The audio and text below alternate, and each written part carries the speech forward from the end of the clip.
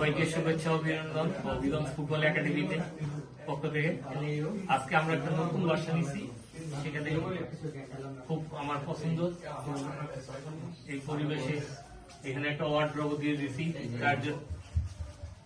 চারজন একটা wardrobe use করতে পারবো, পাশে আর একটা ওয়ার্ডরোব ইউজ করতে পারবে, এরকম সিস্টেম করেছি। 3টা রুম নিচ্ছি এখানে, আমরা এখানে শিফট করছি বাসা।